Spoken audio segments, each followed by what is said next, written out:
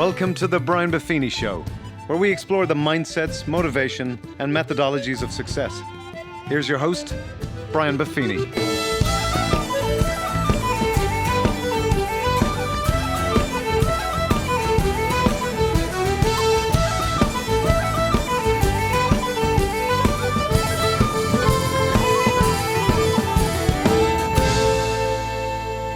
Well, the top of the morning to you, and welcome to the Brian Buffini Show. I am honored and excited today by a man I've looked up to for years as a presenter, as a communicator, as an innovator, as an entrepreneur, and as a leader. And I'm so excited to bring to you all today my great friend, Nido Qubein. And Nido, I just want to thank you for taking a few minutes to join us today and be on the show. Brian, anytime I can be on the same continent with you, my life is improved and my intellect is enhanced. It's my pleasure and privilege to be with you, my friend. Well, for those of you who don't know Nido, I'll just give you literally the surface notes. Came to the United States as an immigrant like myself, came from Lebanon with $50 in his pocket and not a lot of English, and, has had this just litany of success, including chairman of the Great Harvest Bread Company, many national boards, including BB&T, Lazy Boy. I always thought that was great. The Dot Stores. But he's also president of High Point University, which I've had the great privilege of touring the facility and meeting the kids on campus, and one of the most innovative, phenomenal colleges anywhere in the world. 4,300 students from 40 different countries. Nido's authored over 24 books and audio programs distributed worldwide. I'm exhausted just looking at your resume, Nido. You've done so many things, so accomplished. Brian, you have not been here in a while. We have 5,700 students. Wow. We doubled the size of the campus. We've built another 20 buildings since you've been here. We're going to the sky and back. We are a product of the Brian Buffini mindset. Well, I watched while I was there, and I watched the real estate deals you were doing. The campus is spectacular. But I was really impressed with the kids and what you're doing. It gives me hope. I've been to some campuses where I've had a chance to expose myself to some of the stuff they're teaching, and it just shakes my head, because as an immigrant, as a person who came from a place that didn't have this open market, that didn't have this freedom like you've experienced yourself, we come here as immigrants and we just can't believe we've landed in the promised land. Maybe we can talk a little bit about that, and maybe you could go back just for the folks who are just hearing you for the first time. Coming to the States as a young man with $50 in your pocket. What inspired you to come to the States originally? Well, Brian, look, my father died when I was 6 years of age, and my mother brought us up. There were 5 of us in the family, 3 boys, 2 girls. We were poor. My father left my mother with all kinds of debt and problems. Yeah, but my mother was this enterprising human being. She always believed that there's no such thing as unrealistic dreams, only unrealistic timelines. And so while we were poor financially, she ensured that we never felt that way, that we believed that nothing is impossible, that you got to believe in the art of the possible, that you got to get up in the morning and go get it done. And when you fall and falter, get yourself up and start all over again. So that's how my mindset was developed as a child. And my mother wanted me to come to the West. And in those days, there was the East, like Soviet Union, and the West, like United States of America. So, of course, we grew up Christians, and we wanted to come to the West. And I came here to go to college, 17 years of age. And as you well know, I had to work my way through college, undergrad and grad. Started my first business when I was 23 years of age. Within 2.5 years, I had 68,000 customers in 32 countries around the world. That then gave birth to my speaking career. I was doing about 200 dates a year. That gave birth to my consulting career. That put a few dollars in my pocket. So I started buying pieces of company in 1985. A couple of guys and I started a bank called American Bank and Trust.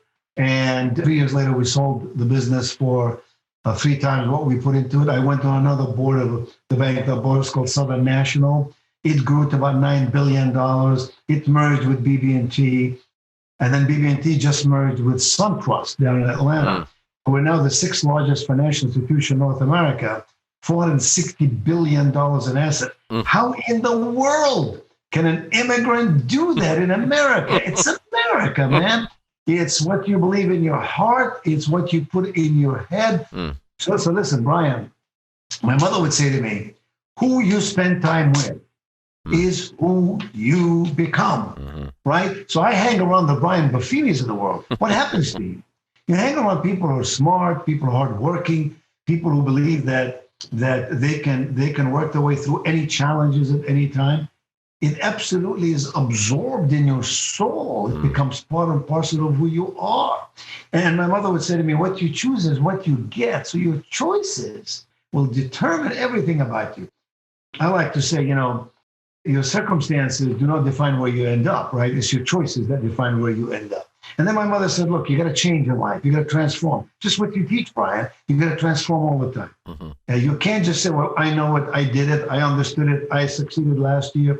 The world is moving at such a fast pace that if we don't catch up, that bullet train goes beyond us and we'll be left behind. Right. So my mother would say, how you change, not if, not when, but how you change is how you will succeed.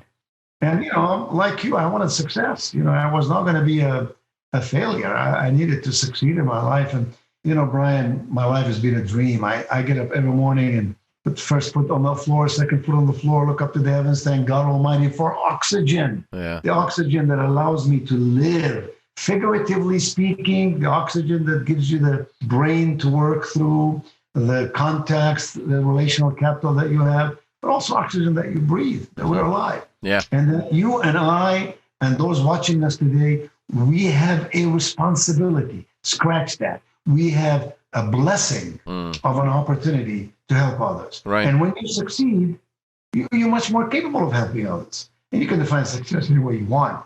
But if you're successful, you can be a hero, model, mentor for others. If you're financially successful, you can give and you can build. And I've never really asked you this, and I want to go back to your story a little bit in the Harvest Bread Company at one stage, because I think for a lot of small business owners, it's a very inspirational story. But I've never asked you this, Nito. You're on this path, you succeeded, you sold businesses, you went on boards. Obviously, and as accomplished you are with the speaking and the consulting, lots of opportunities open up. I have lots of opportunities that come to me today. What made you decide to go the route of High Point University? What was it that with all the opportunities, right? All these opportunities there, and you said, I'm going to go this route? That's a great question, because I was in my mid-50s and I was at the top of the game, Brian. Yeah. I was in demand like crazy to speak, to consult. I was making more money in a year than I ever imagined I could have in a lifetime. I had all the satisfaction, the fulfillment I had. But I was on the board of High Point University, and I was the incoming chairman of the board. And High Point University was in trouble. High Point University had revenues of $28 million, 91 acres landlocked, only 1,400 students, ranked pretty poorly on U.S. News and World Report. And my buddies on the board said, look, we don't want you to be chairman. We want you to be president. I said, you guys are crazy. They said, no. Listen, you could change the world. You can set modality for higher education. You can inspire others. So you know what, Brian, I prayed about it, I thought about it, and then I counseled, as I always do, with 5 people that are very close to me and very, very intelligent, very bright people. One of them was the CEO of BB&T, which is, as you know, a very large bank. And I tell you what he said to me. He said, Nito, you're going to do it. He said, you're going to do it. He said, you will bring a fresh outlook to higher education. You're a business guy, you're an entrepreneur, you're a communicator, you're a salesman. You'll be shocked what you can do. He said, you can plant seeds of greatness in the minds, hearts, and souls of these students. So I bought into it, Brian. By the time I talked to my other buddy, who was the highest ranking African-American in the White House, first one ever in the Richard Nixon years, and he was a U.S. ambassador to South Africa, friend of Nelson Mandela, and Martin Luther King, and so on. And he said to me, he said, Nito, this is a marriage made in heaven. You gotta do it. So I decided I'll do it. Now, some of my friends said, don't do it. It's crazy. Faculty will give you a hard time, But you know what? My heart led me there. And I came here thinking I could just fix this thing up in 2 or 3 years. Fell in love. Here I am, 15 years later. They were 500 plus acres of land. Brian, your audience would like to hear this. I've invested more than $250 million buying real estate. We have spent more than $1 billion building structures on campus. And today we have, 5,700 students. We have 9 academic schools instead of 2 or 3. We're number 1, 9 years running, U.S. News and World Report in the category Best Colleges in the South. And we're among the best universities in America listed in Princeton Review. So, nothing succeeds like success. Right. But Brian, money is important. Yeah. I've never cared about fame. I always thought, this is a discussion Zig Ziglar and I used to have all the time. Yeah. I'd say, Zig, I'm really not interested in fame. I'd like to make a few bucks. Right. We're very alike in that. Yeah, I mean, hey. And so I think if you have a clear vision and if you're surrounded with a solid strategy and if you employ practical systems and if you execute consistently, you will succeed. You will succeed because most people won't do that. Most people cannot tell you in 12 words or less what their vision is. Most people cannot demonstrate to you with fluency a strategy that answers questions. Where am I now? Where do I want to go? And how do I get there? Right. And most people, how many friends you and I have, Brian, who said, this book is going to be the bestseller book of all time. Right. And they put everything behind it and give it 2 years. And then there are a million other books come out, right? Yep. Or how about the ones who said, I'm going to be the most famous speaker in the world, or I'm going to build the biggest real estate training company in the universe. Well, the problem with that is you lose yourself thinking bigness, better, instead of saying, let me create value. Let me interpret the value. Right. Let me get rid of the irritants. Let me add wow to every experience I have with every human being. That's really what it's all about. It's not complicated. I mean, you teach this stuff. That's what it's all about. So that's why I came to High Point, thinking I'll do it for 2 years. By the way, Brian, today, our net assets went up from 56 million to 950 million. Our revenues went from 28 million to $325 million a year. And I can go on and on, with numbers. I'm a numbers guy, but I love what I do. Yeah. I love what I do. And Brian, when I speak now, I've always had businesses and so on. But when I speak now, I took a little thing and made it a big thing. Yeah. And invested $2 billion. And remember, my friend, we did all of this smack down in the middle of the Great Recession, Right. the most disrupted economic times of the last 85 years of America's history. And so people whine and complain and tell me there's a recession and I can't do this because of this, I can't do this because of that. You don't want those in your life. Right. You want in your life people who have an idea and work it and deliver on it. And then watch what happens. And I will say this. I will unabashedly say this. If you want to have a great day in your life, take a tour of High Point University. It screams excellence everywhere you go. It looks excellent. It's a beautiful place. It's modern. It's designed. It gives homage to values and character and history. But my favorite thing was meeting the kids. And I was very impressed with the young people. Let me ask you this. What advice are you giving these young folks in the world we live in today that seems so confused for young people? What advice are you giving to them on how to achieve? Focus is more important than intelligence. What are you focused on? If you're focused on partying all the time, guess what? You're not going to end up anywhere special. If you focus on achievement and you work it, you're much more likely to achieve something. If you focus just on success, therefore you're afraid of failure, you'll never know the difference between productive failures and non-productive success. So you have to know that in life, one must be a risk taker. In life, one must always be a risk taker. Brian, you've heard me say this on the platform. People go out and spend $500-600 on a bottle of wine and steaks and all that stuff. And then you tell them, how about buy $1,000 worth of materials that can change your life? And they're going to think about that and scratch their head. Yeah. But you've learned, like I have, the first ones standing in line to do that are the most successful ones. Sure. Because they've discovered that knowledge does not equal understanding. Right. So the guy who tells you, well, I've read all these books, I know all of this stuff, baloney. The reason they have to sit in your audience, take your courses, be in your seminars, is because that's where you get the knowledge. You break it down into smallest components. You try to comprehend everyone, and then you apply it to that part of your life where it gives you the best result. So really, life is about understanding. Where do you get understanding? It comes from people smarter than you are, people who have traveled the pathway. That's what I tell young people. Look, there are two pains we're all going to suffer from in life. One is the pain of discipline. One is the pain of regret. Right. Which would you rather have?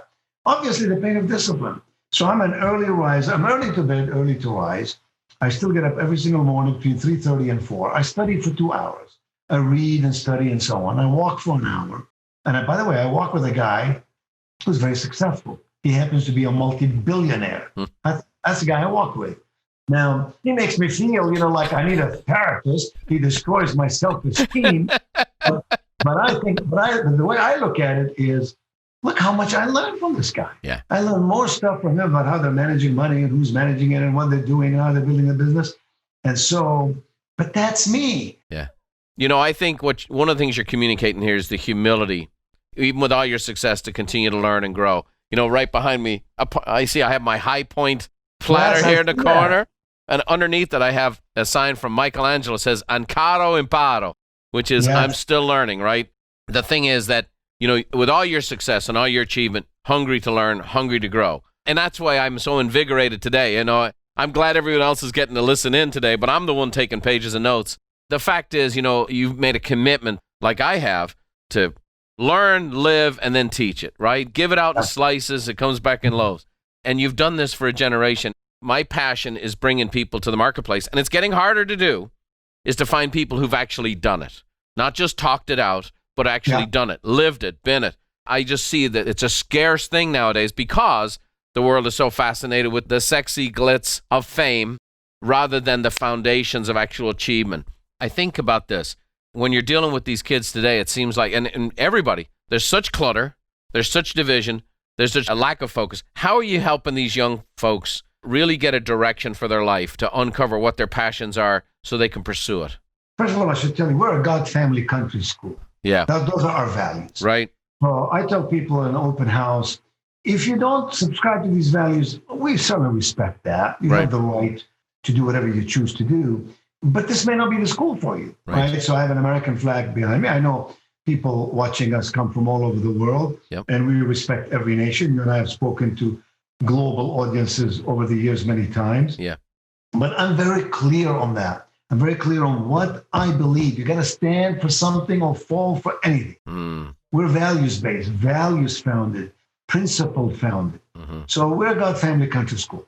But then beyond that, we're the premier life skills university. What that really means is what you learn in the classroom is very important indeed. Nobody will ever argue that point with you. But that is not enough, because knowledge doesn't equal understanding. So the question is, how do I take a student? Let's take a biology major.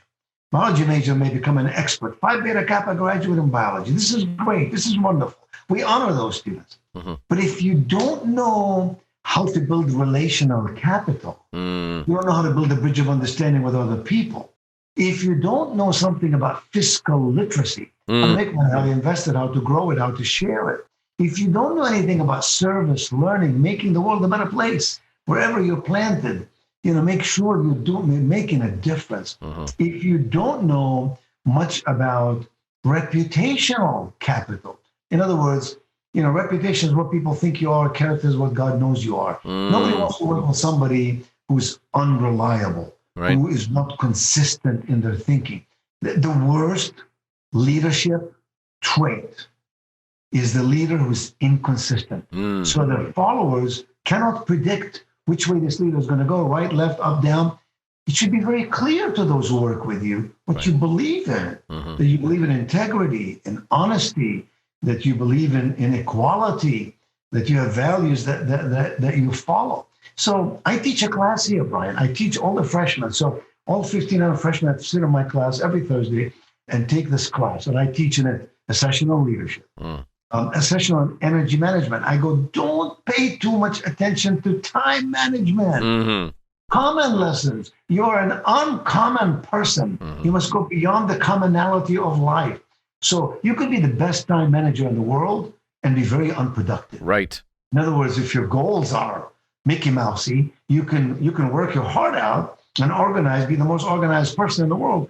But in the end, what you achieve doesn't add up to a whole lot. It doesn't change anything. That's the difference between a transactional person and a transformational person. Right. So a transactional person is worried about, all the all the little stuff, important as they are, they have a to-do list. They live their life by a to-do list.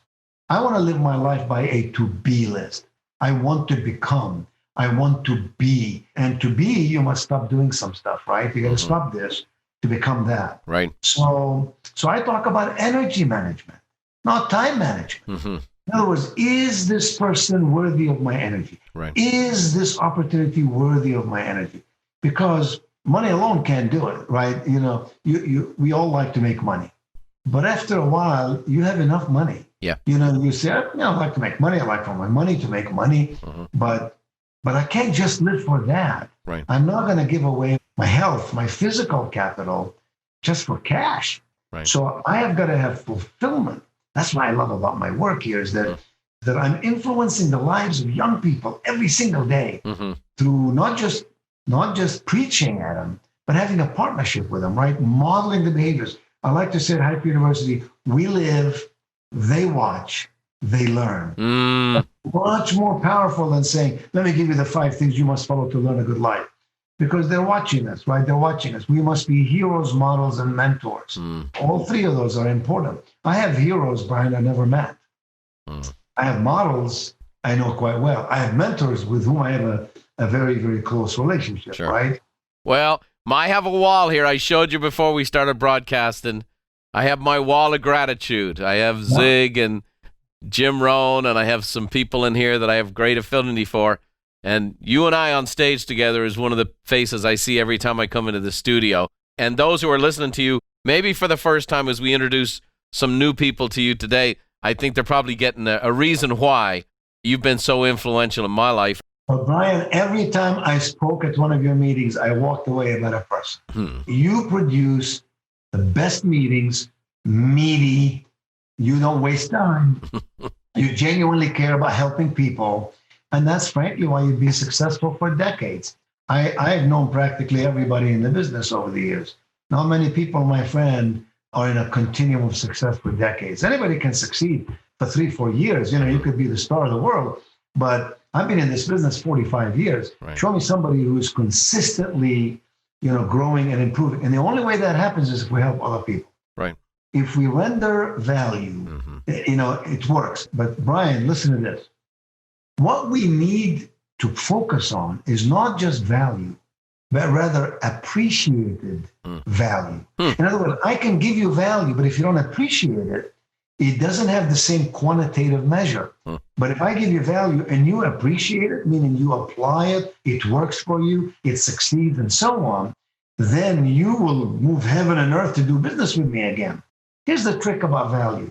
What I think is valuable may not be what you think is valuable. And so the best speakers, leaders, real estate experts, people in insurance, medical, people, etc. The best ones I've ever met are the ones who understand that value is being perceived by the buyer. It is not defined by the seller. Right. It may be explained, interpreted by the seller, but it's perceived by the buyer. And the buyer perceives value based on their goals, their aspirations, their fears, their needs, not based on my benefits, my features, my advantages. Right. And that's an awakening that a lot of people go through life, don't understand. And they say, well, how come this person is not buying from me? Or worse still, well, this product doesn't sell. This system doesn't sell. When really it's the medium that is failing. It isn't the actual product that's failing. Right. And we have so many people today that they've abdicated those fundamentals of listening and serving into, the tech will do it. We'll just build a better website. We'll build a better app. We'll build a better this, and that'll take care of it. And there's fundamental approaches to serving people and listening to people. I have this question for you, Nito. There's a lot of people have been through a bizarre year. And now, to me, I always say it's a good life. Right? It's a good life. It's not always great. In many ways, this has been one of the better years of my life. I've taken what has been an upside down year. All of our events got canceled and tens of millions of dollars or this and that and the other gone away. It's been one of the best years of my life for gluing up with my family. It's been one of the best years of my life in regards to serving other people. The best year of my life in regards to creating content. As you know, when we travel all the time, sometimes it's hard to really concentrate to build out these great works. What encouragement would you have for people who've been through this COVID, they've been through these lockdowns, they're seeing riots in the streets. They're seeing challenges politically. What advice would you have for someone who just feels they got beat up in this year and they're just down and low energy? Everything that happens in life happens for a reason. Mm-hmm. And sometimes you can't figure out what the reason is. So you have to trust. Trust is a beautiful word. Mm. You have to trust in your faith. You have to trust in your heart. You have to trust in your friends. And remember this, that our beliefs lead to our behaviors. Mm. And our behaviors lead to our results. So if I want to improve my results, yes, I have to improve my behaviors. But I could never improve my behaviors until I refigure, realign, redirect my beliefs. Mm-hmm. And so you have to believe in your heart that you were created for a reason. Mm-hmm. You have to believe in your heart that what you're doing is valuable. Mm-hmm. You have to believe in your heart that this too shall pass. Mm-hmm. And when it passes, you could be a stronger, better person. Why? Because you've had a chance to be introspective. Mm-hmm. You've had a chance to read more. You've had a chance to reacquaint yourself with your family and friends more. You have a chance to learn how to live, act, and work under very different circumstances, Mm-hmm. where you may not be meeting people as much, where, you and I are people, right? We like to see people, hug people, talk to people, Mm-hmm. take hands with people. Well, we can't do that. Most of us are, I've got all these mess coming out of my ears here. I don't let life mess with me, and life is demanding. You have to go with the flow. Yeah. You can't just sit there and whine. Right. Look, whining is the opposite of thanksgiving. Mm-hmm. Whining is the opposite of thanksgiving. So why don't we express our gratitude Mm-hmm. for the breath of life, for the people who love us? Mm-hmm. Why don't we focus on our faith, our family, our friends? Why don't we take this time to say, I will use this time to prepare myself.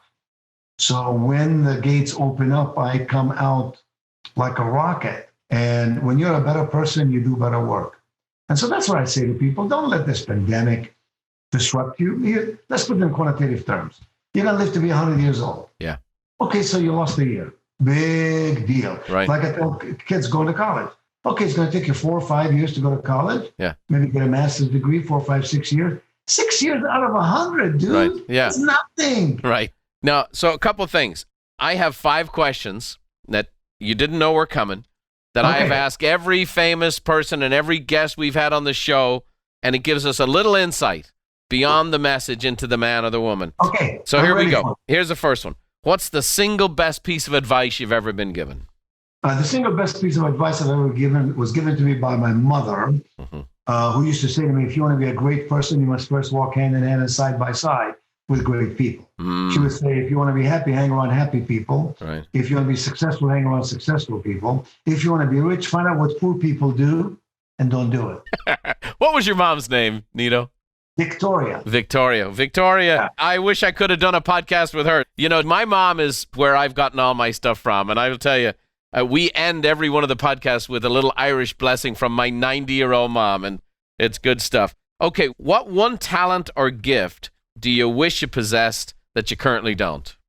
I wish I developed the appreciated understanding and application of music. Mm-hmm. I love music. Yeah. When I came to Hype University, I put classical music, Uh-huh.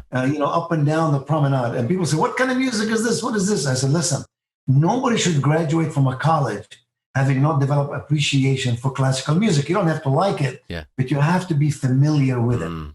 I wish I'd taken more time to truly understand the microcosmic essence of the evolution of that music, the development of that music, the intellect of those who develop that music. Because I love it so, but I'm not very fluent in its historical Sure.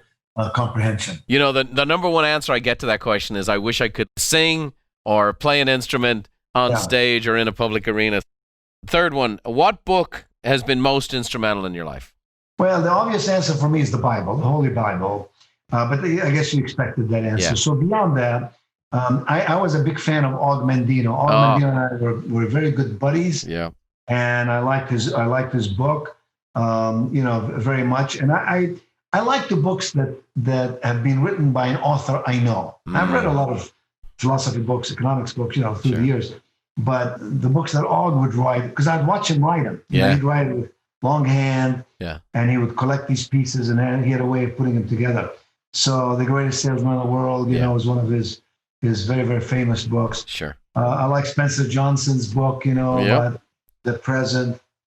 I like a book that Mark Victor Hansen wrote many, many years ago. He and I started the business pretty much around the same time. Right.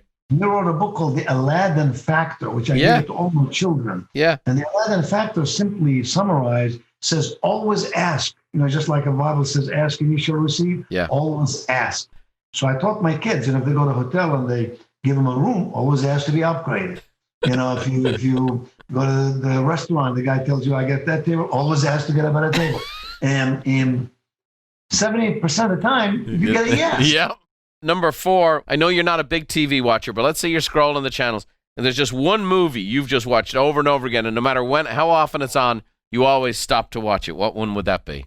Well, the one movie that I've watched so many times, because I watched it with all of my children, and now I'm watching it with my grandchildren, is The Sound of Music. Because it has everything in it, right? Yeah. It has history, it has music, it has family, it has love, it has gorgeous scenery. Yeah. So I would say that's one movie that I've watched a lot in my life. That's my wife's favorite. And in fact, I just interviewed one of the leading economists in the world, Dr. Lawrence Yun. He and I are great friends. He works with the National Association of Realtors, rated one of the top 5 economists in the world, and that was his number 1. So you're in great company there.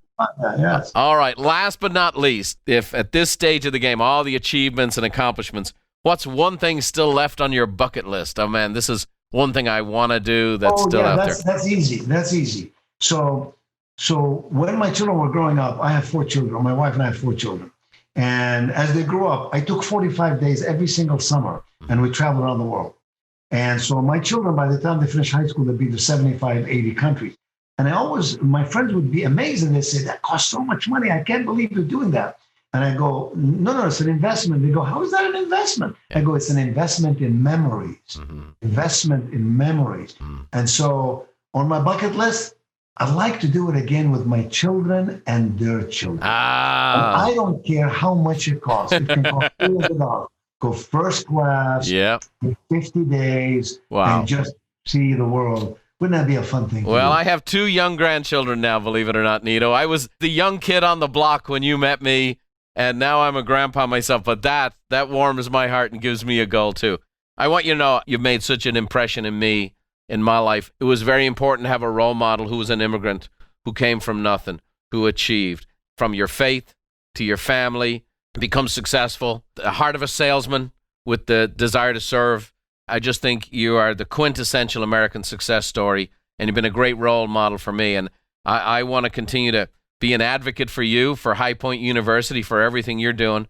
And I want to thank you for blessing me and our audience today. And we have a huge audience of people who many may have gotten exposed to Nito Cobain for the first time. And I do hope we'll do some stuff together. I think the world is starving for this stuff. And I think it's time that we get more wisdom in the marketplace and more of the stuff that actually makes life good and makes for a better life and makes for better people. And you're the very essence of that to me, my friend. And I thank you for being such a blessing in my life and to so many. Authenticity above charisma any day of the week. That's who you are. Authenticity above charisma any day of the week. Nothing wins like authenticity. You're that guy. You're a dear friend. We can go 20 years not see each other. We're still best friends. Yeah. So I thank you very much. Thank you for having me. Oh, my pleasure. You're an absolute jewel, an American treasure, born in Lebanon. And again, I will say this. I tried to get my kids to High Point University. We happened to visit the campus on the coldest day in North Carolina's history. And then my kids are San Diego kids. And like, we're going back to school in San Diego. But that was the day. But what a blessing. Congrats on all the work you're doing there. Thanks for being our guest today. And God bless you. Have a great time in all that you do, and I hope to see you soon. Let's do it. Well, thanks again to my great friend Nito Cobain. And if you're hearing Nito for the first time, I hope you were blessed. What a vigorous, brilliant achiever. He's made all the money. He's made all the impact. He's done all the speaking. He has a great family, and now he's in the latter stage of his life where he is impacting a generation of young people for good. And phenomenal time. I enjoyed the heck out of that. What a great man. I hope you enjoyed this today. And as he talked about his mom being his inspiration, my mom is mine. I'm going to finish off today by throwing you to Therese Buffini with a little Irish blessing. Thanks for joining me today. May the road rise up to meet you, and may the wind always be at your back. May the rain fall soft upon your fields, and the sun shine warm upon your face. And until we meet again, may God hold you in the hollow of his hand. See you next time.